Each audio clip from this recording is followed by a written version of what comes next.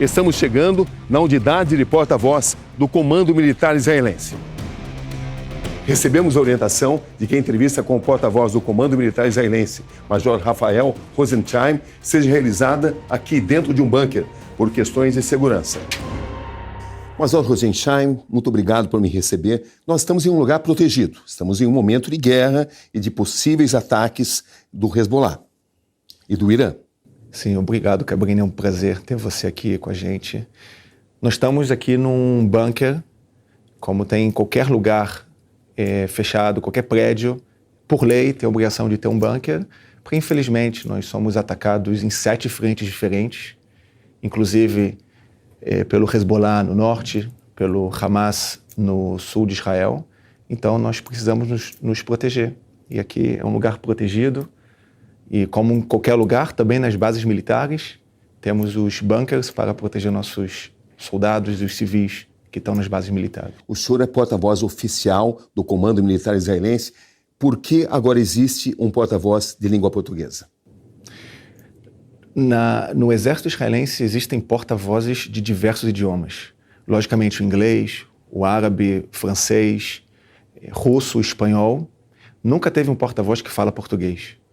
É a primeira vez? É a primeira vez. O exército israelense entende que tem uma importância enorme poder levar as informações verdadeiras, as informações oficiais para o público brasileiro. Como o senhor chegou até aqui? Eu nunca fui porta-voz do exército israelense, eu sou advogado do exército. Passei por diversas unidades dando auxílio jurídico para o exército de Israel. Quando começou a guerra, precisavam de um porta-voz que fala português. Me chamaram para fazer parte dessa unidade e eu, logicamente, como qualquer oficial, fui convocado e passei a atuar como porta-voz. Um porta-voz normalmente faz um curso de 2 anos, eu fiz um curso de 4 horas e comecei a atuar como porta-voz. Eu acho que é uma importância enorme, porque as informações, infelizmente, ou não chegam no Brasil, ou quando chegam, elas chegam de uma forma que não representam a verdade do conflito aqui em Israel. Então eu tendo, como por exemplo os números. Todos os dias nós vemos pessoas acreditando nos números que são baseados em informações do grupo terrorista do Hamas, que não tem nenhum compromisso com a verdade. Ou narrativas que dizem que o exército israelense ataca civis, que o exército israelense faz genocídio. São informações que não têm nenhum compromisso com a verdade. E eu estou aqui para responder qualquer pergunta, diferente do porta-voz do Hamas, o Razi Hamad. Ele estava fazendo uma entrevista na BBC, quando ele foi perguntado como ele pode explicar o fato de tantos civis terem sido assassinados no massacre de 7 de outubro. A resposta dele foi: me desculpe, eu preciso encerrar essa entrevista. Diferente do Hamas, eu estou aqui para responder qualquer pergunta, porque para mim é muito importante passar as informações verídicas para todos que estão nos assistindo. Vamos começar por uma pergunta muito importante. Por que o serviço de inteligência israelense, considerado por muitos como o mais eficiente do mundo, não conseguiu prever 7 de outubro? Nós já avisamos que foi uma falha.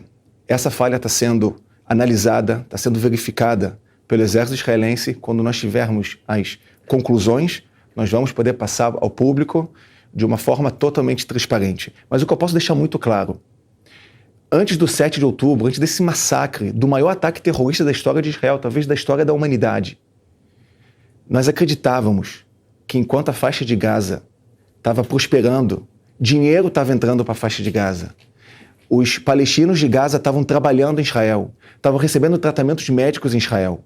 18.500 palestinos entravam todos os dias para receber trabalho em Israel.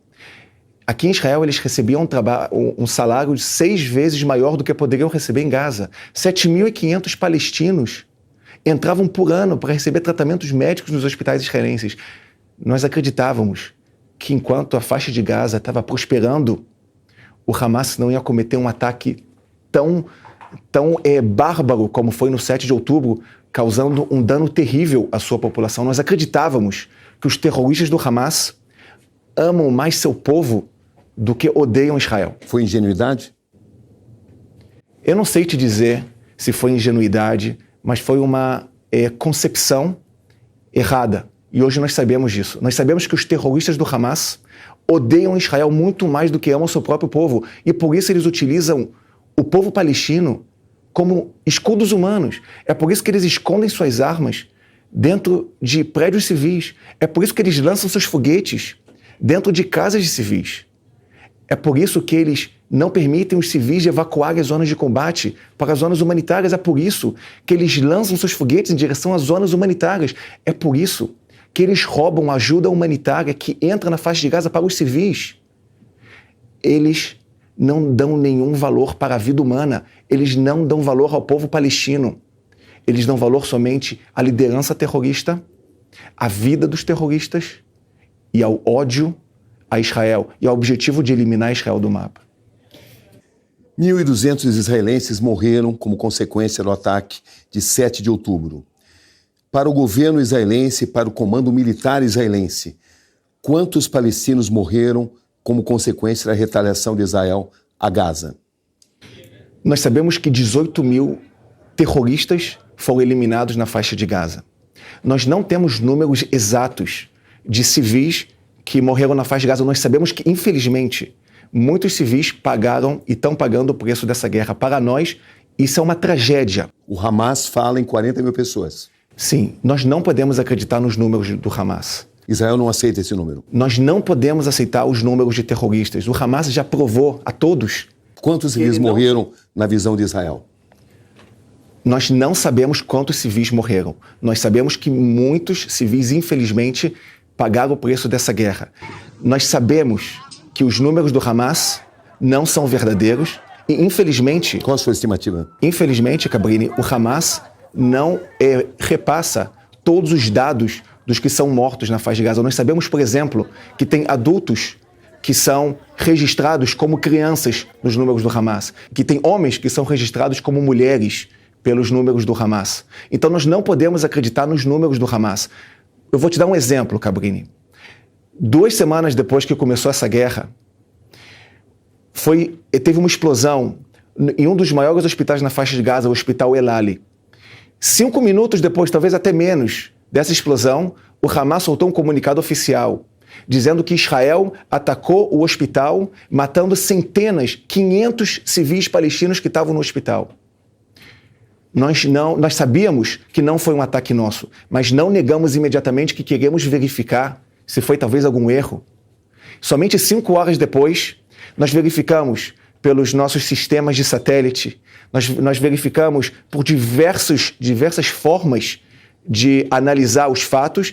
Inclusive, nós interceptamos uma ligação entre um terrorista do Hamas e um terrorista da Jihad Islâmica, dizendo que esse míssil foi lançado de um cemitério atrás do hospital em direção ao território israelense e teve uma falha e ele caiu e se explodiu no hospital. Então nós não podemos acreditar nos números do Hamas. O Hamas diz que os civis, os 350 civis que morreram na Festa Nova, eles foram assassinados pelos helicópteros israelenses e não pelos terroristas do Hamas. É como dizer que meu avô, que estava em Auschwitz, que perdeu sua família, é como dizer que meu avô ligou a câmara de gás para assassinar a sua família em Auschwitz. Nós não podemos acreditar nos números do Hamas. Infelizmente, tem civis que estão pagando o preço dessa guerra. Isso é uma tragédia. Mas para o Hamas isso é uma estratégia. Eles utilizam os civis como escudos humanos, porque para eles vai acontecer uma das duas coisas. Ou o exército israelense, que é ético, moral e atua de acordo com todas as normas do direito internacional, ele não vai atacar, porque civis poderão morrer nesse ataque. Ou a outra coisa que poderá acontecer é que o exército vai atacar para matar os terroristas e, infelizmente, civis morrerão e o Hamas vai utilizar a morte desses civis como uma pressão internacional contra o Estado de Israel. Então, quando todos me perguntam sobre a quantidade de civis, sobre como pode ser tantos civis morrendo, o Yahya Sinwar bate palma, porque essa é exatamente a estratégia dele. Quanto mais civis morrerem na faixa de Gaza, para o Hamas é mais vantajoso. Como é que o senhor descreve o passo a passo de 7 de outubro? O que exatamente aconteceu e em que ordem? Mais de 3 mil terroristas do Hamas entraram no território israelense, invadiram uma festa. Que hora? Festa Nova, por volta das 6 horas da manhã. Como é que eles entraram? Invadiram o território israelense, explodindo em dezenas de pontos da cerca que separa a faixa de Gaza e o território israelense. Inclusive, é importante afirmar que eles colocaram explosivos nas cercas quando estavam fazendo manifestações que diziam que eram manifestações pacíficas. E nessas manifestações, eles colocaram explosivos nas cercas para serem ativadas no momento do ataque do 7 de outubro. Então, terroristas entraram em diversos pontos, em dezenas de pontos. Entraram e invadiram o território israelense, invadiram 20 comunidades, cerca de 20 comunidades e uma festa, e um feriado judaico. Quantos homens do Hamas entraram? Mais de 3 mil terroristas entraram no território israelense. Na festa, assassinaram cerca de 350 pessoas, estupraram mulheres, invadiram 20 comunidades. Nessas comunidades, assassinaram crianças que estavam dormindo em suas camas, sequestraram civis, assassinaram centenas de pessoas nessas comunidades. Inclusive, as atrocidades do Hamas foram filmadas pelas próprias câmeras GoPro dos terroristas que estavam nos seus capacetes. Eu costumo fazer uma comparação entre o que aconteceu no Holocausto e o que aconteceu no 7 de outubro.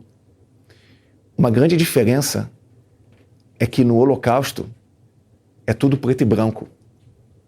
No 7 de outubro, as imagens são coloridas, são nítidas.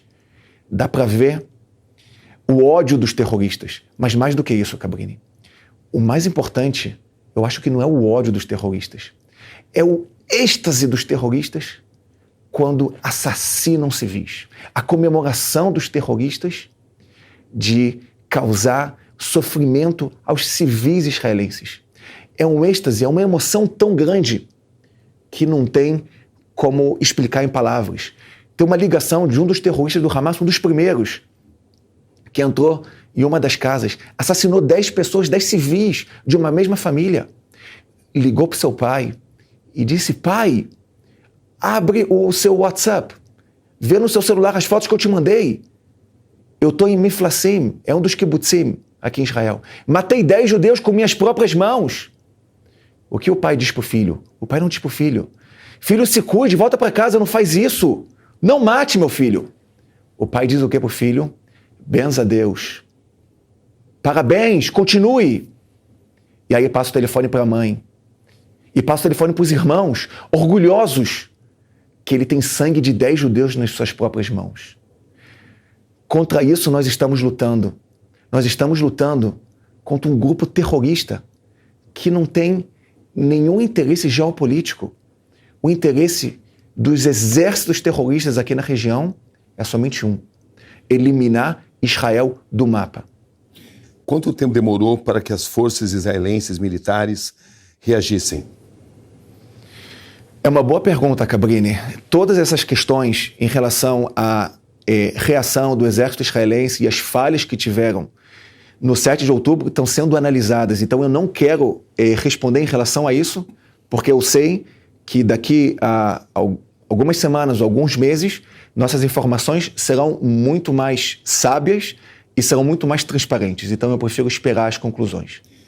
A maioria do mundo civilizado reconhece o direito de Israel de defender especialmente a sua população civil. Mas existem críticas naquilo que tem sido denominado de desproporção da reação de Israel. Enquanto 1.200 pessoas, 1.200 israelenses morreram como consequência dos ataques de 7 de outubro do Hamas, acredita-se que 40 mil pessoas, segundo diz o Hamas, o senhor disse que foram menos pessoas que morreram, mas de qualquer maneira o número é infinitamente maior do que os mortos israelenses como consequência desse ataque. Como é que o senhor responde a essas críticas em relação a essa desproporção das sequelas? O exército israelense atua de acordo com todas as normas do direito internacional, de acordo com todos os princípios do direito internacional, que é a necessidade militar, a humanidade, a distinção entre civis e terroristas e também a proporcionalidade. Você me perguntou sobre a proporcionalidade. É uma ótima oportunidade para explicar. As pessoas pensam que a proporcionalidade tem uma ligação quantitativa. Ela exige uma simetria de números. Ou seja, se o exército israelense entrasse na faixa de Gaza, eliminasse cerca de 1.000 terroristas, prendesse cerca de 300 terroristas e ferisse até 5, 6 mil, seria proporcional, porque os números seriam simétricos. Mas o direito internacional entende de uma forma totalmente diferente a teoria da proporcionalidade. A proporcionalidade é uma relação entre a vantagem militar e o dano colateral ao ataque que é feito para atingir essa vantagem militar. Ou seja, o comandante militar precisa colocar numa balança, de um lado, a vantagem militar de um ataque, do outro lado da balança, os danos potenciais a civis, a pessoas que não estão envolvidas com essa guerra, que seriam consequência desse ataque. Então, antes de falar da proporcionalidade, nós precisamos entender qual é a vantagem militar de cada ataque e o que diz a proporcionalidade de acordo com as normas internacionais. O exército israelense, antes de qualquer ataque, o exército faz tudo possível para minimizar danos a civis. Nós fizemos na faixa de Gaza mais de 150 mil telefonemas para os civis evacuarem as zonas de combate.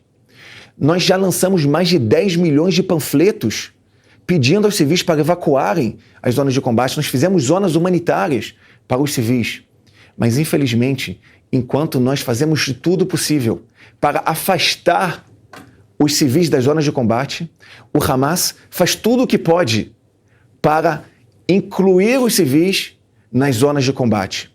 Então, o exército israelense, ele atua de uma forma cirúrgica, ele atua de uma forma precisa para atacar somente alvos militares.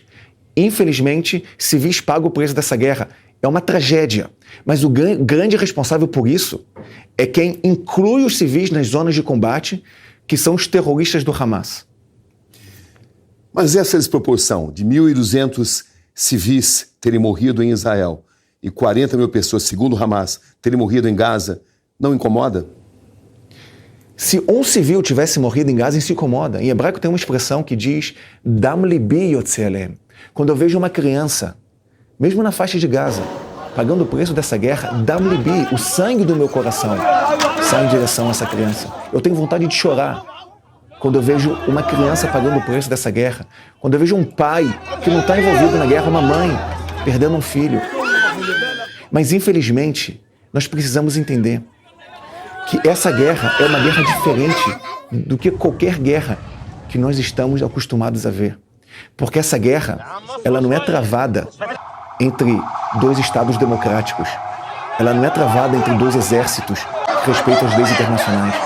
Ela é travada entre um grupo terrorista que quer eliminar Israel do mapa e um Estado democrático de direito que respeita todas as normas do direito internacional e faz tudo possível para minimizar os danos a civis. Mas nós não temos nada para fazer quando o Hamas faz tudo possível para aumentar os números de civis mortos e feridos na faixa de Gaza. Militarmente, o que já foi alcançado em Gaza? Nós já eliminamos mais de 150 comandantes de companhia do Hamas. Nós já eliminamos mais de 20 comandantes de batalhão. De 24 batalhões que tem em Gaza, mais de 20 já foram eliminados. E nós já eliminamos mais de 6 comandantes de brigada. Mais da metade da cadeia de comando do Hamas já foi eliminada, inclusive o chefe da ala militar do Hamas, Mohammed Deif, já foi eliminado pelo exército israelense. Nós estamos atuando na faixa de Gaza para alcançar 2 objetivos. Primeiro, é desmantelar a capacidade militar terrorista do Hamas para que não possa voltar a fazer um outro 7 de outubro. E segundo, para trazer de volta todos os nossos sequestrados que ainda estão nas mãos do Hamas. Cabrini, tem crianças ainda nas mãos do Hamas. Quantas pessoas ainda estão no poder do Hamas? 101 sequestrados ainda nas mãos do Hamas. Tem 2 crianças da família Bibas. Uma delas completou 1 ano no cativeiro do Hamas. O irmão tem 4 anos. E o pai e a mãe foram sequestrados também. O que se sabe sobre as condições dessas pessoas? Nós sabemos que eles estão em túneis subterrâneos, com pouco oxigênio, com pouca comida, com pouca bebida. Nós temos relatos de pessoas, de mulheres que estão sendo assediadas pelos terroristas do Hamas. Nós precisamos trazer nossos sequestrados imediatamente. Quantos ainda estariam vivos? Nós acreditamos que mais da metade dos nossos sequestrados ainda estão vivos. Infelizmente, alguns deles foram assassinados pelos próprios terroristas do Hamas na faixa de Gaza, e alguns foram assassinados no 7 de outubro e seus corpos foram levados para a faixa de Gaza. O Hamas é um grupo terrorista e nós precisamos desmantelar a capacidade militar do Hamas para que não volte a fazer um 7 de outubro, e nós precisamos trazer de volta para suas casas todos os nossos reféns. Nós vamos continuar nossas missões até alcançar nossos objetivos. O que falta para a eliminação do controle militar do Hamas em Gaza? O controle militar do Hamas, ele foi muito afetado. Não somente a cadeia de comando do Hamas, mas também a capacidade militar do Hamas. O que o Hamas ainda controla? Nós sabemos que o Hamas continua controlando a população civil. Em que extensão? Nós sabemos que o Hamas continua roubando as ajudas humanitárias que entram na faixa de Gaza. E, infelizmente, o Hamas, ele não tem um amor pelo próprio povo da faixa de Gaza. E por isso que o povo da faixa de Gaza é refém do Hamas. O Hamas mantém como refém os nossos sequestrados, 101 sequestrados. Mas também a própria população de Gaza está sofrendo nas mãos do Hamas. Quando nós alcançarmos o objetivo dessa guerra, o povo de Gaza vai poder agradecer ao exército israelense de ter libertado o povo de Gaza das mãos do Hamas. Em que proporção o Hamas ainda controla Gaza? Eu não tenho como te dizer exatamente em que proporção o Hamas controla a faixa de Gaza, mas nós sabemos que a população civil na faixa de Gaza ainda é controlada pelo Hamas. Falta muito para que Israel elimine esse controle militar do Hamas em Gaza? Nós conseguimos afetar de uma forma bem forte as capacidades militares do Hamas.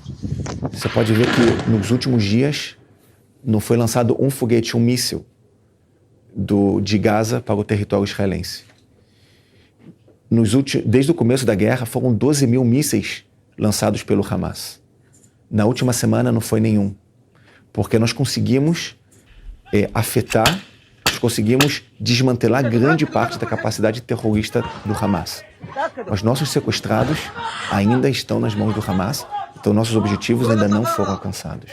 Quando um grupo radical como o Hamas é eliminado, isso não cria também ressentimento e vai acabar provocando o surgimento de outros grupos radicais igualmente sanguinários? Cabrini, o exército consegue eliminar a capacidade militar do Hamas. Nós não conseguimos eliminar a ideologia do Hamas. Nós queríamos muito, é um desejo meu, é um desejo de toda a população israelense, que na faixa de Gaza não tenha uma liderança que apoie o ódio, o extermínio, a destruição, e sim uma ideologia, uma ideia que apoie a coexistência, a harmonia, a paz. Mas isso não está em nossas mãos. Nós conseguimos atacar a capacidade militar do Hamas, mas uma ideia, ela pode ser trocada com uma ideia melhor, quando a própria população da faixa de Gaza quiser ter uma ideia melhor do que a ideia do Hamas. E quem iria controlar Gaza? Nós esperamos muito que o controle de Gaza seja de algum partido, de alguma liderança que tenha a vontade, a intenção, o objetivo de fazer uma paz aqui no Oriente Médio, como o Estado de Israel fez com diversos países aqui, mas infelizmente isso não está em nossas mãos.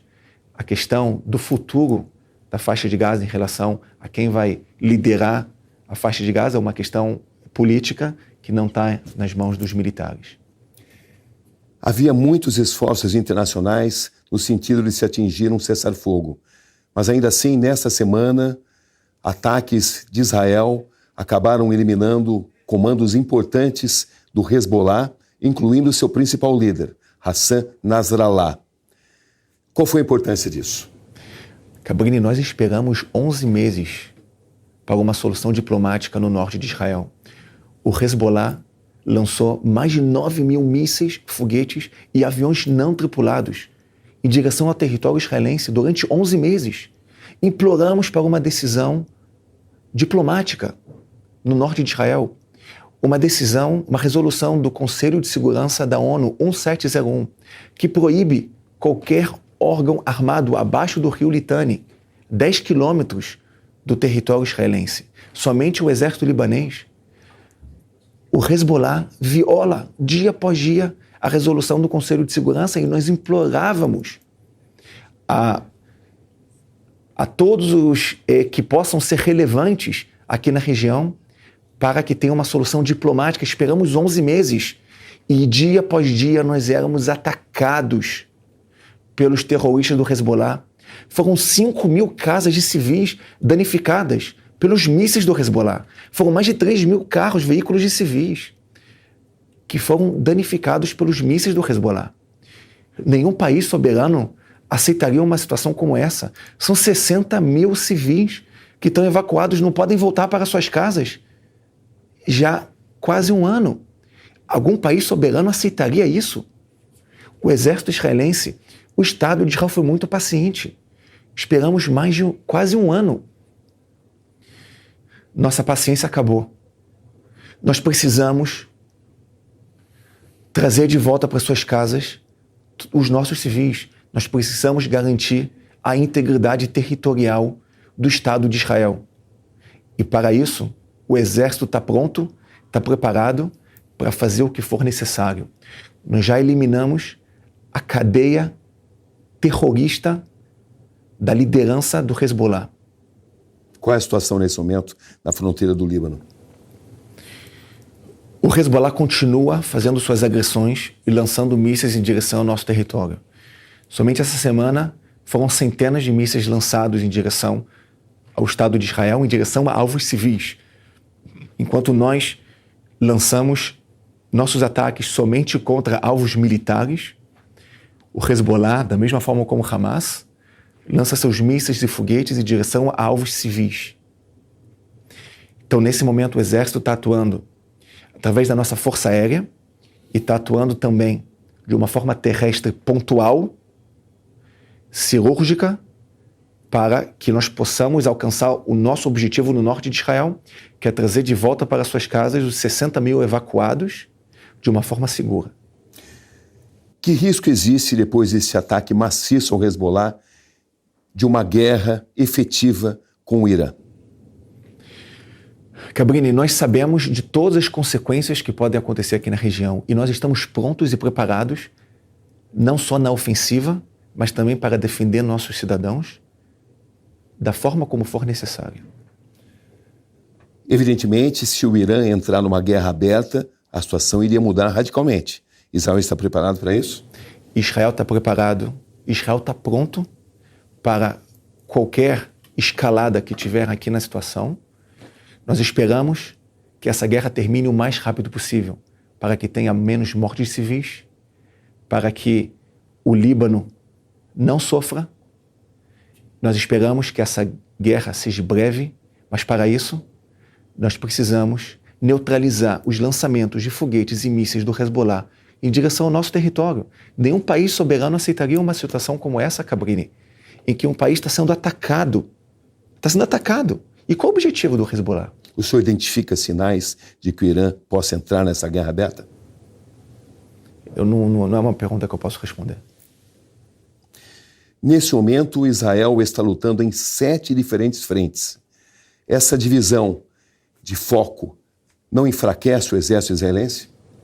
Pelo contrário, o exército estava atuando no sul de Israel, na faixa de Gaza. Eu acho que nós conseguimos mostrar a todos a força do exército de Israel, o que nós conseguimos fazer no Líbano contra o Hezbollah, e nós atuamos de uma forma cirúrgica, de uma forma precisa, em uma área urbana, em uma área densamente povoada, Nós sabemos identificar os locais onde estão localizados os mísseis, os foguetes e os aviões não tripulados do Hezbollah e estamos atacando de uma forma cirúrgica para que o Hezbollah não possa continuar sendo uma ameaça ao nosso território. O senhor pode descrever essas 7 frentes? Lógico. Nós estamos sendo atacados pelo Hamas na faixa de Gaza. Nós estamos sendo atacados pelos Houthis no Iêmen.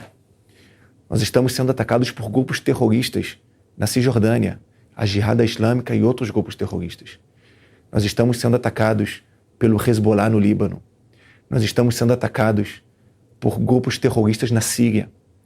Nós estamos sendo atacados pelos grupos fundamentalistas xiitas terroristas no Iraque. E nós estamos sendo atacados pelo pai do terrorismo do mundo, que é o Irã. Em abril, o Irã lançou em direção ao território israelense 350 mísseis e aviões não tripulados com explosivos em direção ao nosso território. O Irã lançou 60 toneladas de explosivos. Para você ter ideia, para explodir um prédio de 16 andares, é preciso somente 100 quilos de explosivos. Tenta imaginar o que aconteceria no Estado de Israel se 60 toneladas de explosivos fossem explodidos em instituições civis aqui no território israelense. Mas enquanto os terroristas do Hamas utilizavam todo o dinheiro que entrava em seus territórios para aprimorar o terrorismo, para construir túneis subterrâneos e para construir seus mísseis, nós utilizamos o nosso dinheiro para construir bunkers como esse, para construir nosso sistema de defesa antiaérea. Porque diferente dos terroristas que não se importam com a população civil, a prioridade para nós é defender a nossa população civil. E é exatamente isso que nós estamos fazendo nesse momento. Israel prega que tem o direito de eliminar o Hamas exatamente porque o Hamas defende a aniquilação do Estado de Israel. Mas a gente não pode esquecer que existem radicais aqui também. Não podemos esquecer que um dos líderes israelenses que mais lutaram pela paz, que foi Yitzhak Rabin, foi assassinado por um israelense, por um judeu, Yigal Amin. Como controlar os radicais dos dois lados? Essa simetria não é relevante. Não tem como comparar os radicais aqui em Israel e os radicais dos grupos terroristas. Porque os grupos terroristas, eles colocam em prática o objetivo de eliminar Israel do mapa. Radicais israelenses que planejam ou têm alguma intenção de fazer algum ataque ilegal, eles serão julgados e serão presos.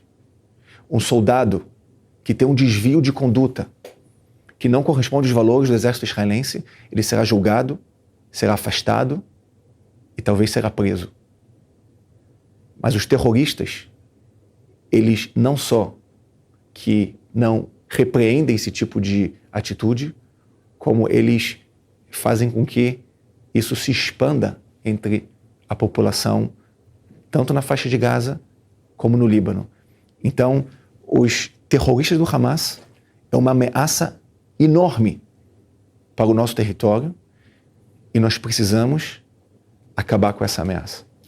O que o senhor gostaria que os brasileiros soubessem sobre o que está acontecendo aqui nesse momento? É muito importante para o povo brasileiro saber que essa guerra não tem um fundamento geopolítico. Essa guerra é travada entre exércitos terroristas que querem eliminar o Estado de Israel do mapa e um Estado democrático de direito que quer viver em paz, que quer se defender. Israel saiu de Gaza há 17 anos atrás. Israel saiu do Líbano há mais de 20 anos atrás. E mesmo assim, os grupos terroristas, tanto no Líbano como na faixa de Gaza, continuam lançando seus foguetes e mísseis em direção ao nosso território. Nenhum país soberano aceitaria uma situação como essa, que sua integridade territorial está sendo afetada, que seus civis não podem voltar para suas casas. Então, é muito importante para os brasileiros entenderem o fundamento desse conflito aqui na região. O Estado de Israel quer viver em paz. Os grupos terroristas querem eliminar Israel do mapa. O que o senhor diria à comunidade árabe brasileira? A comunidade árabe, eu quero dizer que essa guerra não é contra o povo palestino. Essa guerra não é contra o povo libanês. Essa guerra é contra terroristas que causam um mal enorme à população civil árabe, à população civil palestina, à população civil libanesa. Eu tenho certeza que quando nós libertarmos a faixa de Gaza do Hamas e o Líbano do Hezbollah, tanto a faixa de Gaza como o Líbano vão poder prosperar, vão poder, talvez, ter uma paz com o Estado de Israel aqui no Oriente Médio. O senhor é a favor de 2 estados? É uma questão política, Cabrini. Eu sou a favor da paz. Muito obrigado, Major. Obrigado.